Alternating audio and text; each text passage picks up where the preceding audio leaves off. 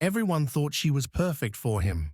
She was beautiful, confident, and already living the life most people only dreamed about. Private cars, luxury apartments, unlimited access to wealth that wasn't even hers yet, and she loved every second of it. What no one knew was that her billionaire boyfriend was quietly watching, not from boardrooms, not from behind tinted glass, but from the driver's seat.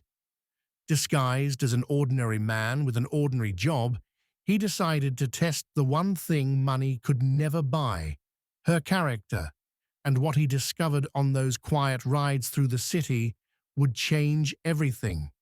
Because while one sister treated him like nothing more than a servant, the other offered him water, food, and dignity, without knowing who he really was. By the time the truth was revealed, love had already chosen its side. And the woman who thought she had won everything was about to lose it all. In the bustling heart of Lagos, Nigeria, where skyscrapers kissed the clouds and luxury cars navigated streets filled with the dreams of millions, there lived a man whose success story had become the stuff of legend.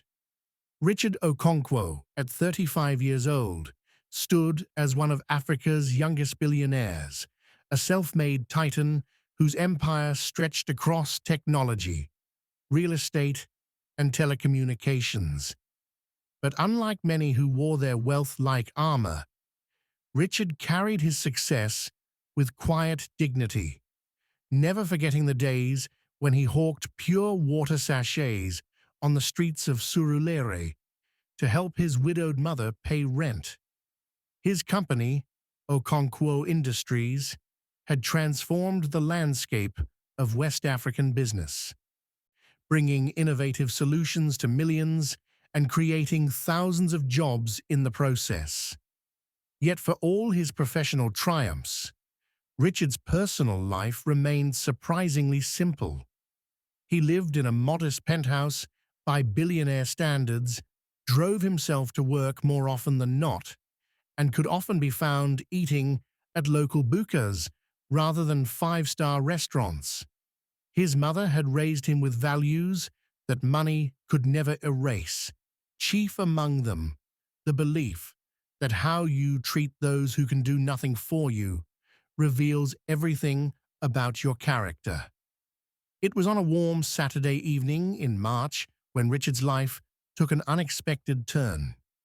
He had reluctantly agreed to attend a charity gala at the Eco Hotel, one of those glittering affairs where Lagos's elite gathered to see and be seen, writing checks that would ease their consciences, while photographers captured their designer outfits for the society pages.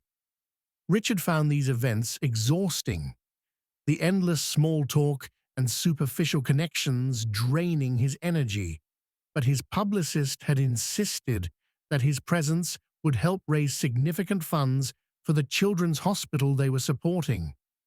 He stood near the floor-to-ceiling windows overlooking the Atlantic Ocean, nursing a glass of Chapman and mentally calculating how soon he could politely leave when he saw her. She moved through the crowd like a gazelle, graceful and captivating, her emerald green dress catching the light with every step. Her skin glowed like polished mahogany, and when she laughed at something her companion said, the sound carried across the room like wind chimes on a gentle breeze. Richard found himself drawn toward her, his usual reserve melting away. As he approached, he noticed she was looking at the auction items displayed along the wall, her head tilted thoughtfully as she examined a painting by a renowned Nigerian artist. She seemed genuinely interested in the art itself, not just its price tag, a rare quality in these settings. "Excuse me," Richard said, his voice softer than he intended. "That piece is extraordinary, is it not? The artist is from my hometown." She uses natural dyes from the Niger Delta in her work. The woman turned, and Richard felt his breath catch. Up close, she was even more beautiful, but it was the warmth in her eyes that truly captured him. Those eyes crinkled at the corners as she smiled, revealing dimples that made his heart skip. "I was just thinking the same thing," she replied, her voice carrying the melodic lilt of someone educated abroad but proudly Nigerian. There is something so authentic about it. You can feel the story she is trying to tell. Most people here are just looking at the estimated value on the card, but I think they are missing the point entirely. They talked for 3 hours straight, oblivious to the gala continuing around them. Her name was Adana Madu, and she worked in event management, coordinating corporate functions and high-profile celebrations. She had studied at the University of Lagos before doing a master's degree in London and had returned home 2 years ago with dreams of building her own company. She spoke passionately about Nigerian art, about the need to support local talent, about her vision for creating spaces where creativity and commerce could merge. Richard was enchanted. Here was someone who seemed to understand that wealth carried responsibility, who valued substance over flash. She did not fawn over him when she learned who he was, did not suddenly change her demeanor or start dropping hints about expensive tastes. Instead, she challenged his views on urban development, debated him on the role of technology in preserving culture, and made him laugh with stories about the chaos of planning society weddings. When the evening ended, Richard did something he had not done in years. He asked for her number himself, not through an assistant, not through a carefully orchestrated setup. Just a man, interested in a woman, hoping she might want to see him again. Their courtship began with the kind of intensity that surprises even those experiencing it. Richard found himself making time in his impossibly busy schedule for long lunches, evening drives along the Lekki Ikoyi Bridge, and weekend getaways to Calabar and Abuja. Adana brought color into his structured world, spontaneity into his carefully planned days. She introduced him to art galleries he had never visited despite living in Lagos all his life, to small music venues where upcoming artists performed, to her favorite spots for suya and zobo. For her part, Adana seemed equally smitten. She would surprise him at his office with home-cooked meals, knowing he often worked through dinner. She remembered small details he mentioned in passing, like his love for Fela Kuti's music or his mother's favorite flowers. She asked thoughtful questions about his work, about the pressures he faced, and listened without judgment when he shared the loneliness that sometimes accompanied his success. 3 months into their relationship, Richard knew he was falling in love. 6 months in, he was certain.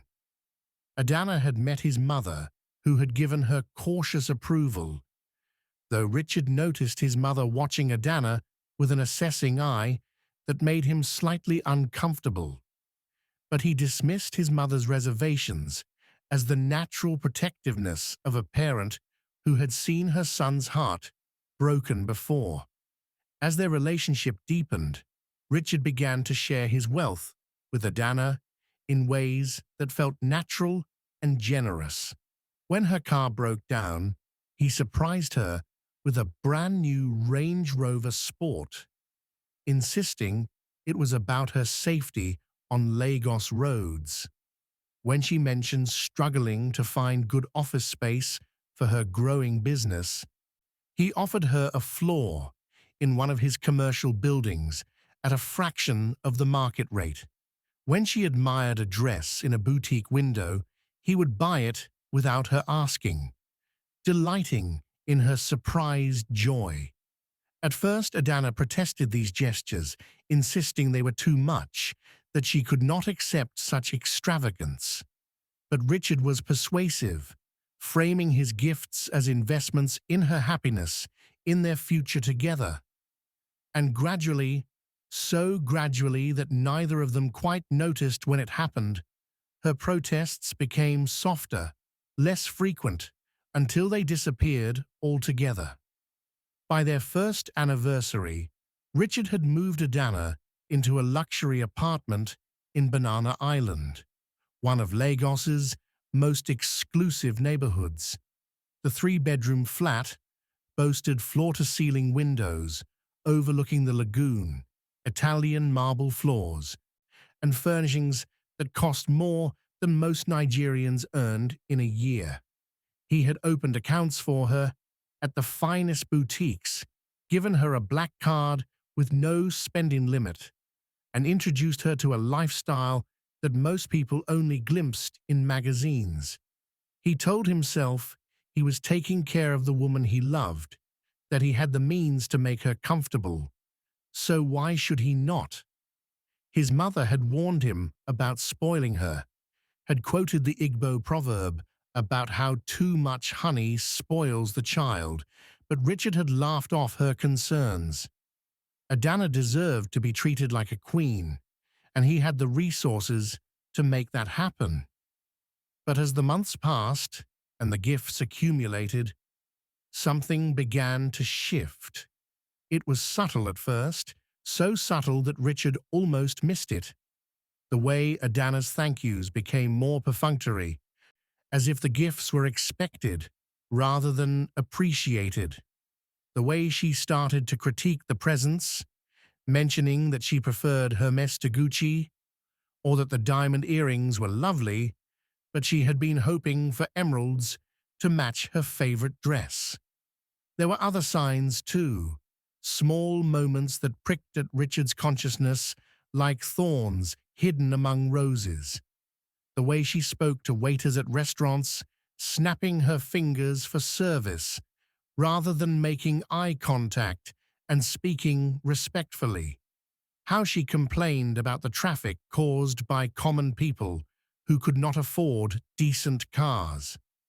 The increasing frequency with which she name-dropped designers and destinations, as if her worth was measured by the labels she wore and the exotic locations she visited.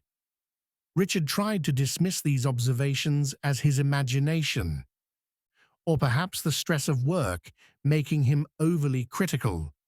After all, Adana was still affectionate with him, still the charming woman who had captured his heart at that charity gala. But the unease grew, particularly during their interactions with service staff and those Adana perceived as beneath her social station. One evening, they dined at an upscale restaurant in Victoria Island. Their waiter, a young man probably in his early 20s, working his way through university, accidentally spilled a few drops of water while refilling Adana's glass. It was minor, barely noticeable, and he immediately apologized and moved to wipe the table. Adana's reaction was instant and cutting. "Are you blind?" she snapped, her voice loud enough to turn heads at nearby tables. "Do you know how much this dress costs? Probably more than you will earn in your miserable life. Get your manager. I want you fired." The young man's face crumbled, his eyes filling with humiliation and fear. Richard felt his stomach tighten with discomfort. He quickly intervened, assuring the waiter it was nothing, that accidents happened, pressing a generous tip into his hand and apologizing quietly for the outburst. But the damage was done, and Richard could not shake the image of the young man's mortified face or the casual cruelty with which Adana had sought to destroy him over an insignificant mishap. When he gently brought it up later that evening, Adana waved off his concerns. "Richard, darling, you are too soft," she said, examining her manicure. "These people need to learn to do their jobs properly. If we do not hold them accountable, they will just continue to be careless and lazy." "But he apologized," Richard countered, feeling the need to defend the young waiter. "It was an accident. We all make mistakes." Adana rolled her eyes. "That is the problem with you, Richard. You treat everyone like they are your equal. They are not. Some people are meant to serve, and others are meant to be served. The sooner you accept that, the better." Her words chilled him, so contrary to everything his mother had taught him, to the values he had built his life upon. But when he tried to continue the conversation, Adana pouted prettily and changed the subject, and Richard, conflict-averse by nature and still deeply attached to the woman he had fallen for, let it drop. But he could not stop noticing. Once his eyes were opened, he saw Adana's behavior everywhere. How she treated his driver, Thomas, speaking to him as if he were stupid rather than a university graduate working to support his family. How she berated shop assistants if they did not move fast enough for her liking. How she mocked people she deemed unfashionable or unsophisticated, laughing at their clothes or accents with a cruelty that made Richard wince. The final straw came during a family gathering at Richard's mother's house in Ikoyi. Mrs. Okonkwo still lived in the comfortable but modest home where she had raised Richard, refusing his offers to move her to something grander. She preferred her garden, her familiar neighbors, the church she had attended for 30 years. It was a Sunday afternoon, and Richard had brought Adana to join the family for lunch. Among the relatives present was Adana's own younger sister, Chioma, whom Richard had met only briefly at their introduction. Chioma was 24, 4 years younger than Adana, and worked as a nurse at Lagos University Teaching Hospital, where Adana was polished and glamorous. Chioma possessed a quieter beauty, her face often makeup-free, her clothes simple but neat. She helped Mrs. Okonkwo in the kitchen without being asked, laughed easily with Richard's cousins, and seemed genuinely interested in people's stories. Richard found himself observing the contrast between the sisters. When his young nephew spilled juice on Adana's designer shoes, Adana shrieked and scolded the child so harshly that the little boy burst into tears. Chioma immediately intervened, comforting the child while cleaning up the mess, telling him gently that accidents happened and it was okay. When an elderly aunt asked Adana about her work, Adana responded with barely concealed impatience, speaking slowly and loudly as if the woman were deaf or simple-minded, before quickly turning away to check her phone. Chioma, meanwhile, sat with the same aunt for nearly an hour, genuinely interested in her stories about the old days in their village, laughing at her jokes and asking thoughtful questions. As Richard drove Adana home that evening, she complained for the entire journey. "Why do we have to spend time with these people, Richard? Your mother's house is so outdated, and that sister of mine, always trying to make me look bad with her fake humility. She only acts that way to get attention. Trust me, I know her. She is probably just jealous that I have made something of myself while she is stuck changing bedpans at a hospital."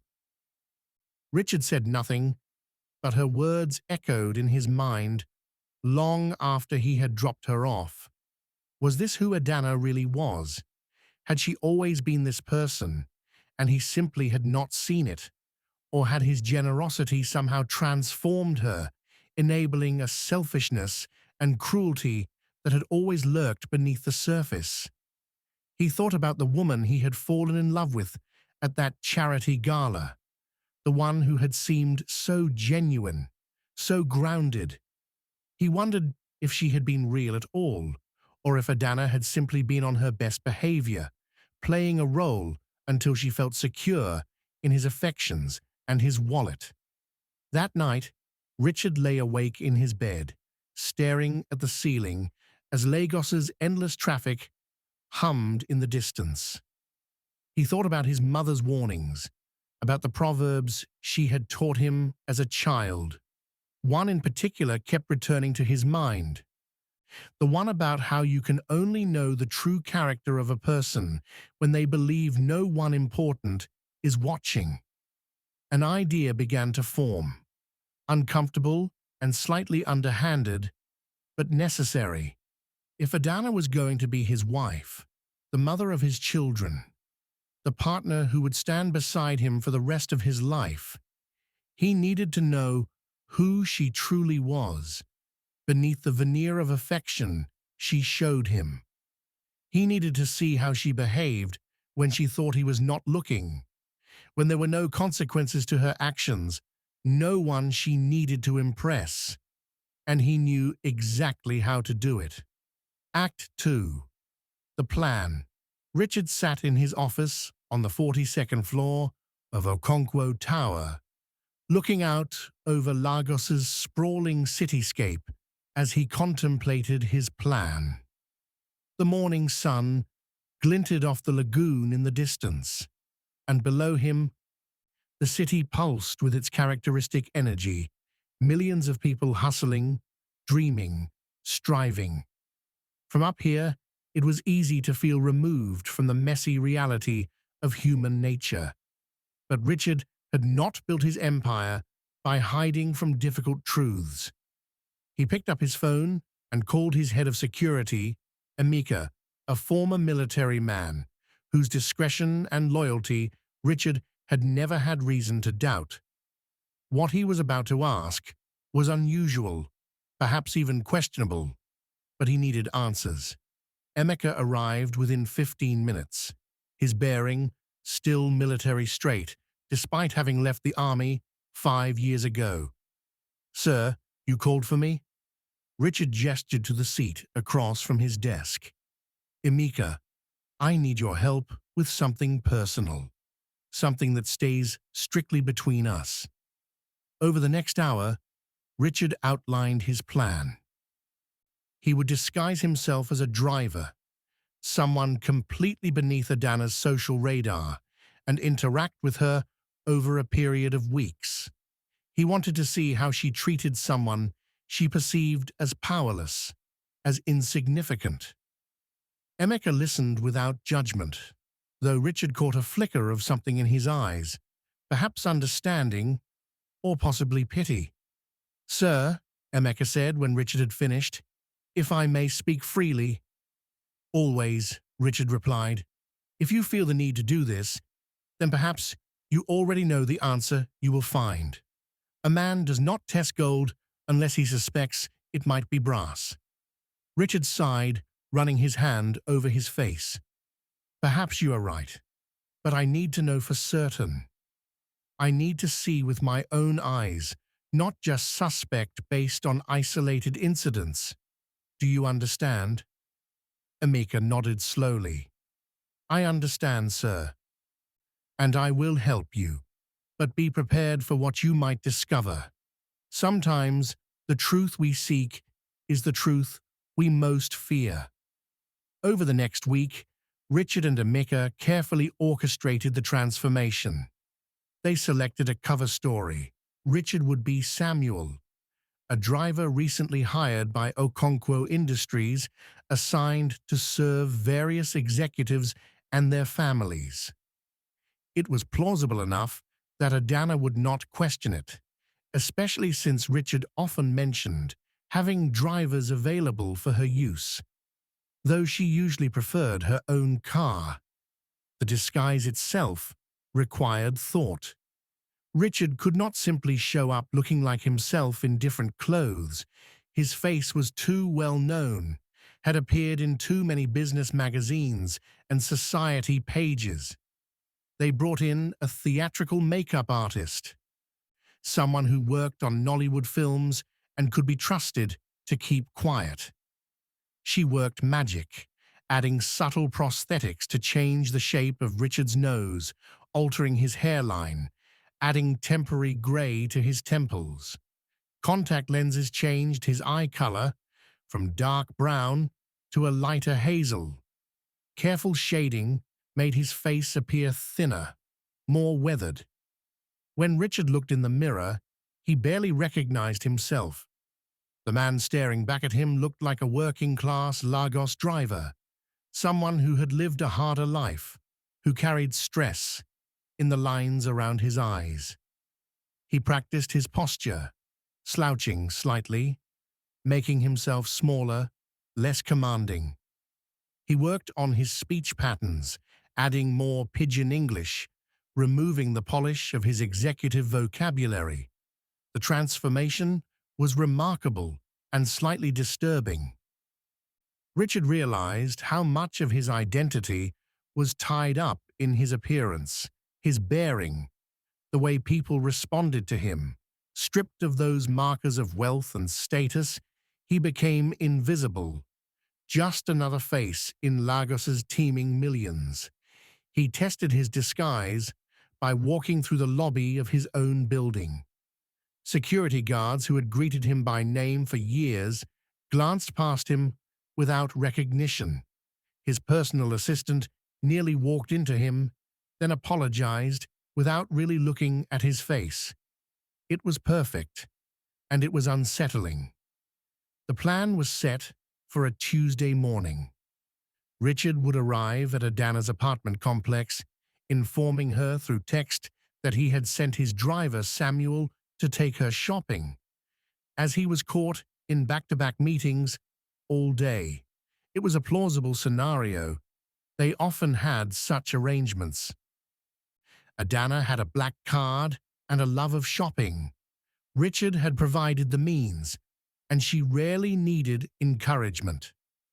That Tuesday morning, Richard dressed in the simple uniform of a driver, navy blue slacks and a white short-sleeved shirt, slightly worn but clean. He drove one of his company's standard black SUVs, nothing luxury, just functional transportation. His heart hammered in his chest as he pulled up to the gate of Adana's building, and for a moment, he almost called the whole thing off. But then he remembered the young waiter's face, the tears in his nephew's eyes, the way Adana had spoken about his mother's home. He needed to know. He had to know. The gate guard waved him through without interest, and Richard parked in the visitor's lot. He texted Adana, his message simple and professional in the way a driver might write. "Good morning, Ma. I am downstairs. Mr. Okonkwo sent me to take you shopping. My name is Samuel." The reply came quickly. "Finally, I have been waiting. Come up and help me with my bags. Flat 7B. Richard's stomach tightened. This was it. He took a deep breath, checked his appearance one final time in the rearview mirror, and headed into the building. Act 3. The Revelation. The elevator ride to the 7th floor felt eternal. Richard's palms were sweating, and he wiped them on his trousers, trying to calm his racing heart. What if she recognized him despite the disguise? What if this entire plan was foolish, an overreaction born of insecurity rather than legitimate concern? But then he remembered that look in her eyes when she had demanded the waiter be fired, the casual cruelty of it, and his resolve hardened. The elevator dinged, and the doors slid open. Richard walked down the plush, carpeted hallway to flat 7B, its door marked with a decorative gold number. He knocked, 3 polite raps. "Come in, it is open," Adana's voice called from inside. Richard turned the handle and stepped into the apartment he had paid for, furnished, filled with the trappings of a lifestyle he had provided. The irony was not lost on him. Adana was in the living room, standing amid a pile of shopping bags from her previous excursions. She was dressed in designer leisure wear, her hair in an elaborate weave that probably cost more than Samuel the driver would make in a month, her nails freshly done in some intricate pattern. She did not look up at him, instead scrolling through her phone with one hand while gesturing vaguely at the bags with the other. "About time," she said, her tone sharp. "Take all of these down to the car and be careful with them. If you damage anything, you will pay for it. Do you understand?" Richard bent to pick up the bags, his voice carefully neutral. "Yes, Ma."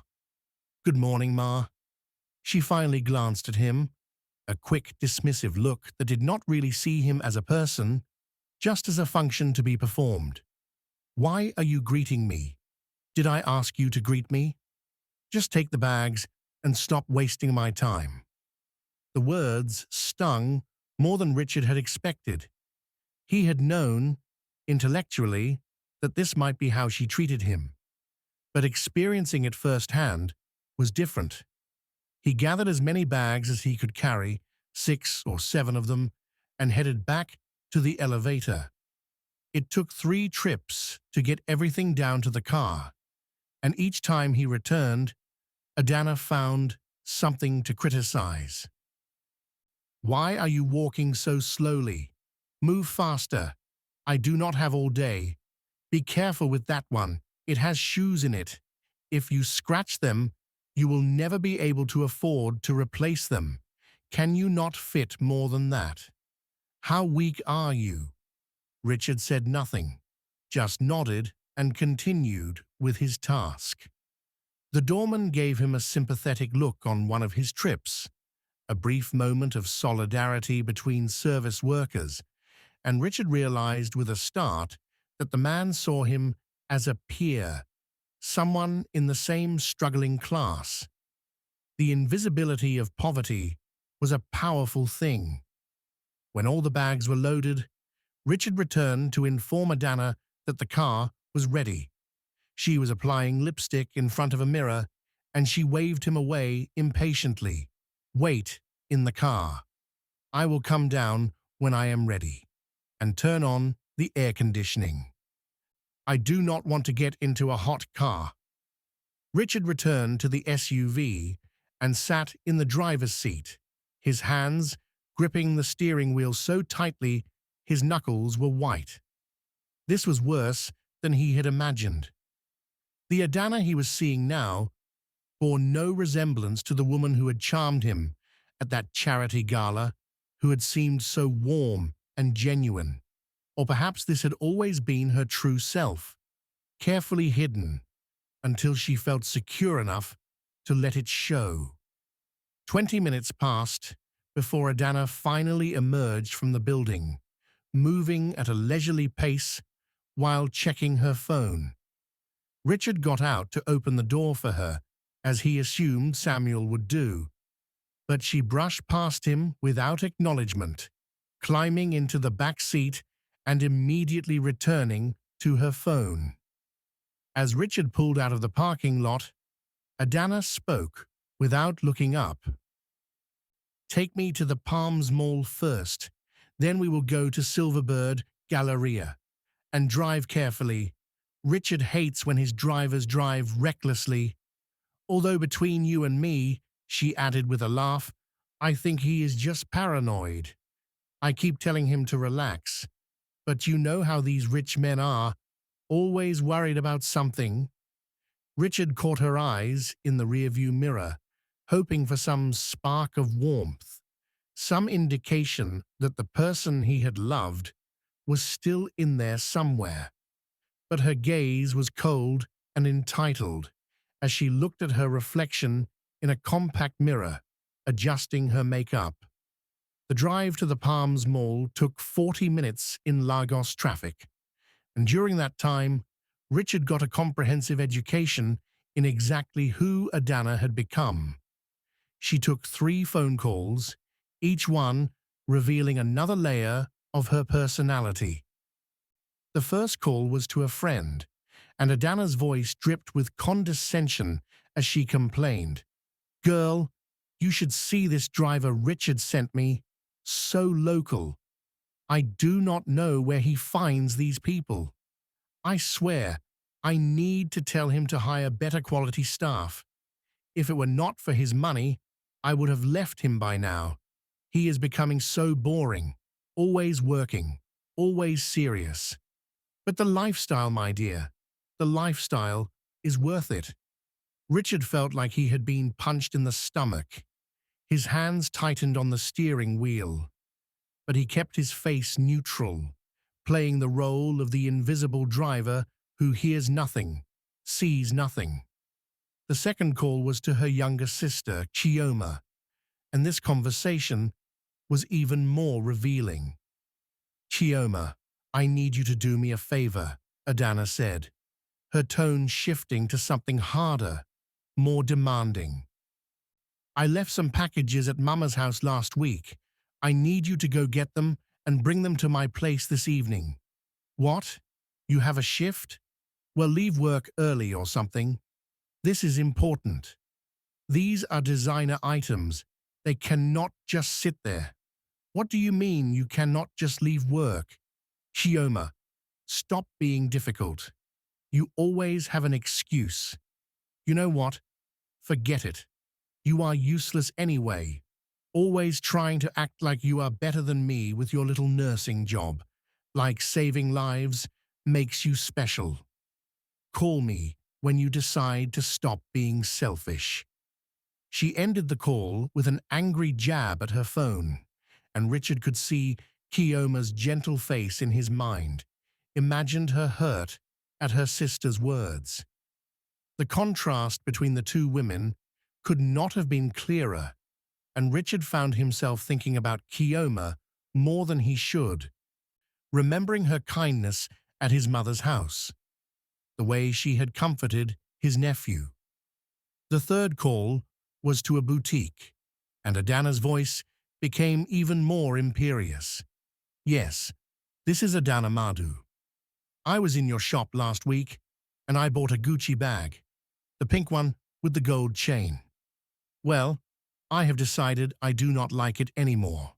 I want to return it." "What do you mean your return policy is only 7 days? Do you know who I am? Do you know who my boyfriend is? Richard Okonkwo." "Yes, that Richard Okonkwo. He can shut down your little shop with one phone call. So I suggest you make an exception for me, or you will regret it.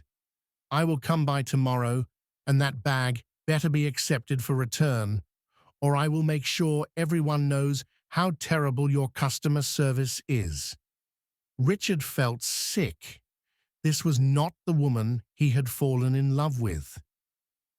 This was not even a version of that woman, worn down by stress or circumstance.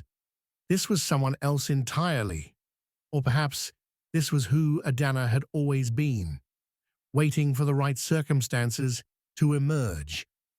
They arrived at the Palms Mall, and Adana got out without a word of thanks, leaving Richard to find parking and wait. She was gone for 2 hours, and when she finally returned, she had only 2 small bags, despite the extended shopping trip. She seemed irritated, her mood souring further. "Nothing good here anymore," she complained as Richard loaded the bags. "This mall is becoming so common. Too many regular people shopping here now. It is losing its class. We need to go to Silverbird instead. At least they still know how to cater to quality clientele." The drive to Silverbird Galleria was another 30 minutes, and Richard used the time to process everything he had witnessed. Each interaction, each word out of Adana's mouth was another nail in the coffin of their relationship. He had wanted to be wrong, had hoped that his concerns were overblown, that the woman he loved was still there beneath the materialism and entitlement.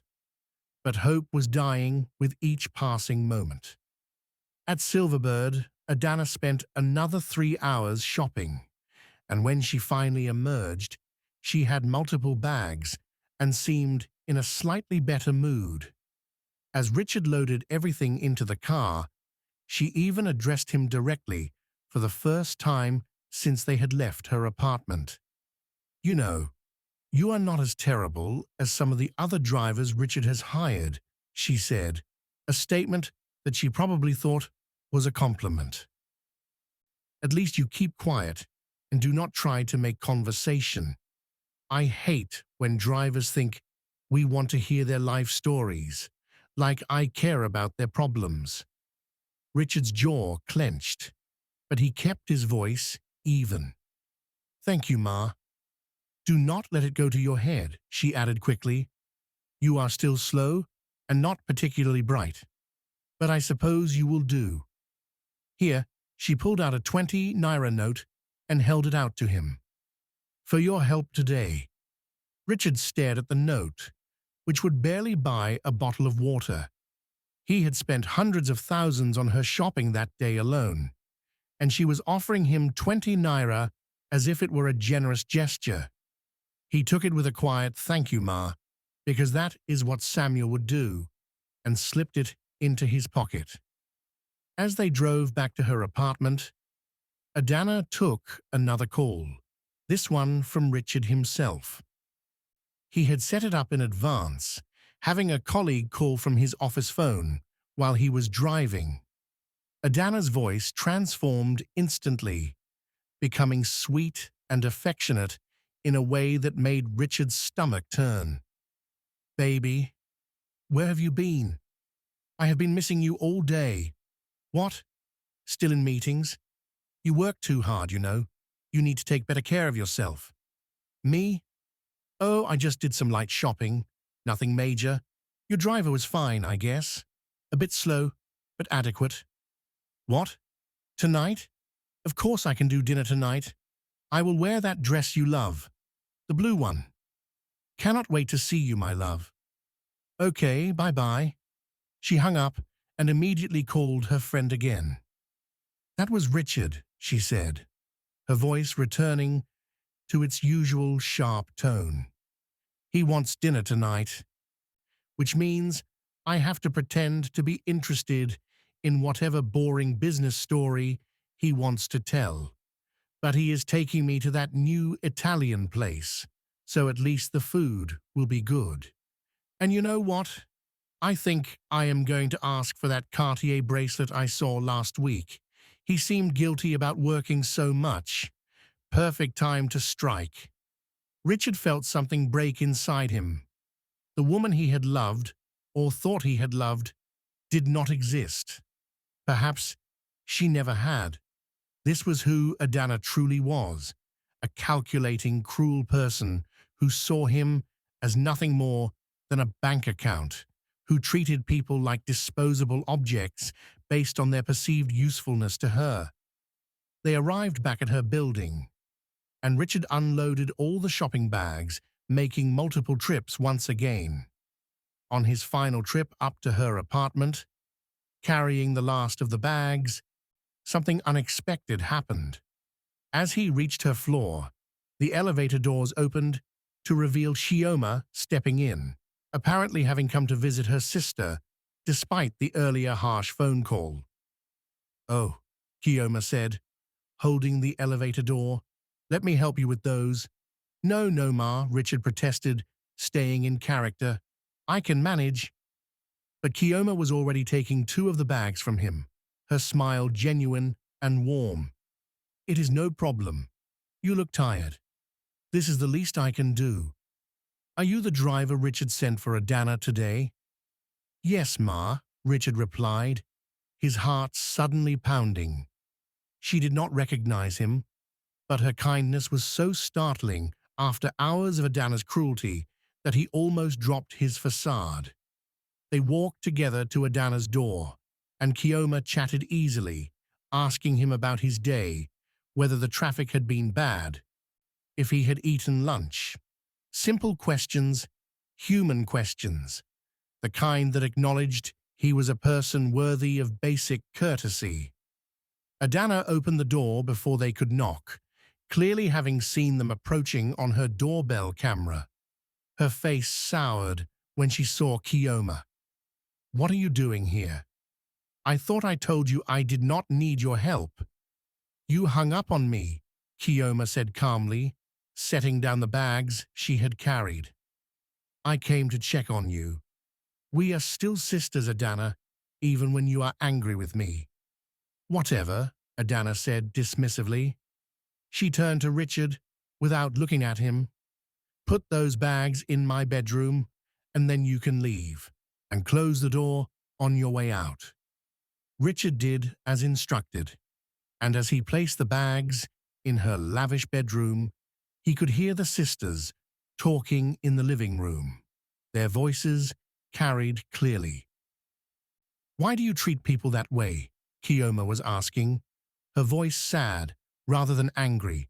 "That driver, the guards downstairs, service staff, they are human beings, Adana. They deserve respect." "Oh, please spare me your saint act," Adana snapped back.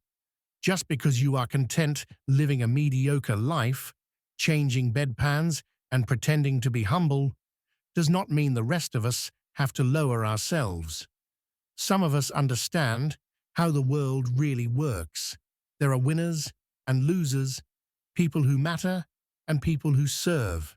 The sooner you accept that, the happier you will be." "I feel sorry for you," Kioma said quietly. "You have everything you could want, but you are not happy. You are not even kind. Mama raised us better than this. Mama raised us poor," Adana shot back, "and I swore I would never be poor again, whatever it takes." Richard slipped out during their argument, unseen and unacknowledged, but Kioma's words stayed with him. She had seen clearly what he was only now fully accepting. Adana had everything, and yet she had nothing that truly mattered. She was empty inside, filled only with designer labels and entitlement. Over the next 2 weeks, Richard continued his charade as Samuel the driver, picking Adana up for various outings. Each encounter revealed new depths of her character, or lack thereof. She berated him for being late when traffic was unavoidable. She made him carry her shopping while she walked 3 steps ahead, as if acknowledging him would diminish her. She complained about him to her friends while he stood right there, as if he were deaf or simply too insignificant to care about. But during this same period, something else began to happen. Richard found himself running into Kioma more frequently, but during this same period, something else began to happen. Richard found himself running into Kioma more frequently, and each encounter sharpened the contrast that had already become impossible to ignore. Sometimes she was at Adana's apartment, visiting despite the tension between them. Other times, Richard saw her by coincidence, outside the building, at a small cafe nearby, or once at a pharmacy when he had been sent to pick up items Adana had forgotten to buy herself. Each time, Kioma greeted him the same way, with warmth, respect, and an ease that did not depend on who she thought he was. She learned his name was Samuel, and used it. She said thank you. She asked if he was tired. She asked if Lagos traffic had shown him mercy that day. Once, she noticed he was limping slightly from carrying heavy shopping bags for hours. "You should be careful," she said softly. "Your body is all you have. These jobs can be hard." Richard had not known what to say. No one had spoken to him like that in weeks. One afternoon, Adana sent him to pick Kioma up from the hospital after her shift. It irritated Adana that her sister did not own a car of her own. Despite Richard having offered to buy her one on several occasions, offers Kioma had politely declined, insisting she was saving for her own modest vehicle. Richard arrived at the hospital just as Kioma was stepping out, her nurse's uniform slightly rumpled, fatigue evident on her face. She smiled when she saw him. "Samuel, thank you for coming," she said. "I hope she didn't rush you." "No, Ma," Richard replied automatically, then hesitated. "Not at all." On the drive, Kioma was quiet at first, gazing out the window at the blur of Lagos life. After a few minutes, she sighed. "It's been a long day," she said. "We lost a patient this morning, a young mother. Sometimes it feels unbearable." "I'm sorry," Richard said, and meant it deeply. She nodded. "It's part of the job, but it reminds you how fragile life is, how little all the noise really matters in the end." The words struck him harder than she could have known.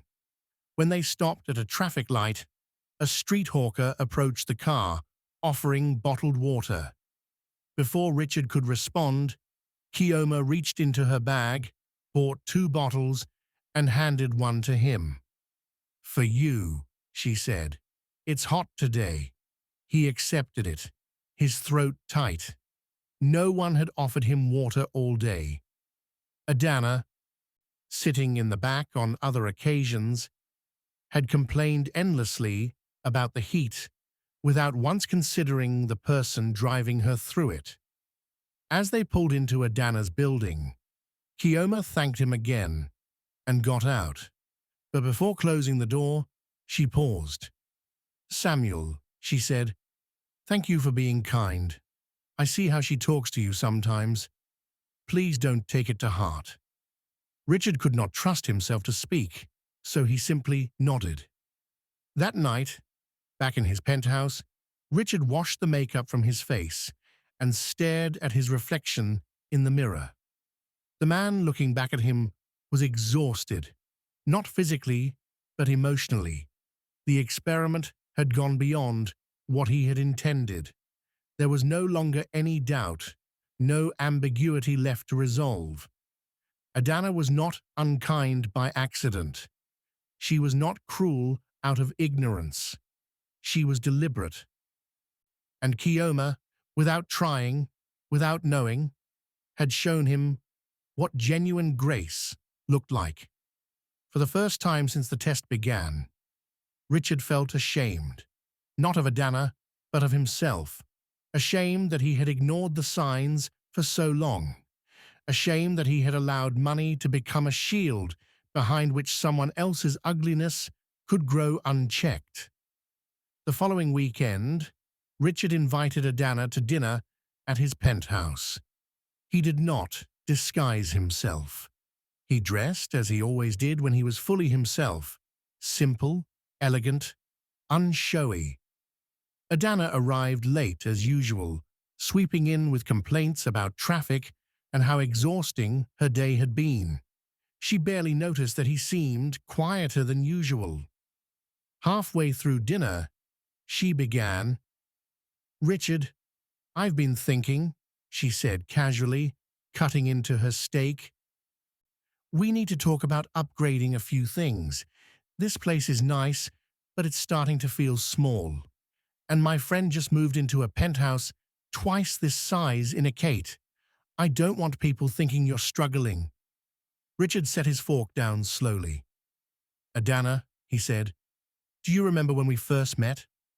She looked at him, surprised by the question. "Of course. That charity thing. Why?" "You spoke about values," he continued calmly. "About substance. About respect.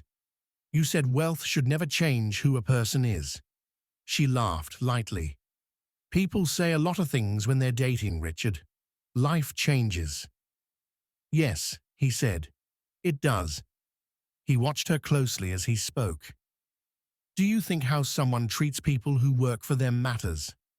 She frowned. Why are we talking about this? Just answer the question, he said. Adana shrugged. Honestly, I think people are too sensitive. Everyone knows their place. Drivers, waiters, cleaners. It's a hierarchy. There's no point pretending otherwise. Richard felt an unexpected calm wash over him. Hearing her say it plainly, without pretense, settled something inside him. I see, he said quietly. She leaned forward, sensing something. What is this about? It's about the future, Richard replied, and whether we have one. Her eyes widened. Are you joking? I'm not, he said. I've seen enough. She scoffed. Seen what? You work all the time. You're never around. Richard stood and walked to the window, looking out over the city he loved, the city that had made him. When he turned back, his voice was steady. For weeks, he said, I watched you treat people as if they were nothing. I watched you humiliate them. I listened to how you spoke about me when you thought I wasn't listening. Her face drained of color. What are you talking about? She whispered. Samuel, he said. The name landed between them like thunder. Her mouth opened, then closed. What? About him? He was me, Richard said simply. Silence filled the room, thick and suffocating. No, she said weakly, that's not funny. I wasn't joking, he replied. Every word you said in that car, every insult, every threat, I heard it all. Her shock turned quickly to anger. You tricked me? You spied on me like I'm some criminal.